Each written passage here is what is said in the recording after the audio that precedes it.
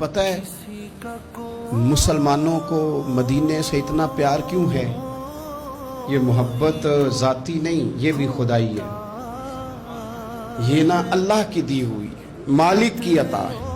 حضور نے دعا فرمائی مدینے کی محبت کے لیے، نبی پاک، یہ جو ہمارے سینے مچلتے ہیں، دل تڑپتے ہیں، ہماری اولادیں روتی ہیں، ہم سب کچھ قربان کر کے بھی اس شہر نور میں جانا چاہتے ہیں، تو یہ خدائی فیصلہ ہے، اللہ کی پیدا کی ہوئی محبت ہے۔ حضرت سیدہ عائشہ صدیقہ رضی اللہ تعالیٰ عنہ فرماتی ہیں، بخاری مسلم میں موجود ہے،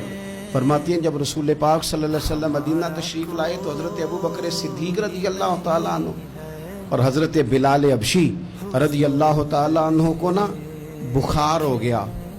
تو فرماتی ہیں چونکہ دونوں کو بخار تھا تو ایک روایت میں تو یوں بھی ہے کہ حضرت بلال نا مکے کے فراق میں شعر بھی پڑھتے تھے۔ انسان اپنے علاقے سے پیار کرتا ہے نا، تو مکہ مکرمہ کے فراق میں، جدائی میں اشعار بھی کہتے تھے۔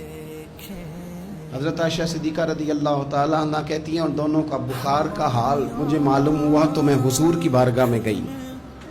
میں نے عرض کی یا رسول اللہ صلی اللہ تعالیٰ علیہ وسلم، جناب صدیق اکبر کو بھی بخار ہے، سیدنا بلال حبشی کو بھی، میرے دوستو چاہیے تو یہ نا کہ بیماری کی اطلاع ملے تو شفا کی دعا ہو،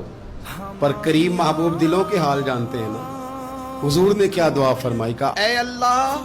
جس طرح ہمیں مکے سے محبت تھی نا، اسی طرح ہمیں مدینے کی محبت دے دے، بلکہ ہمارے دلوں میں مدینے کی محبت مکے سے بھی زیادہ فرما دے۔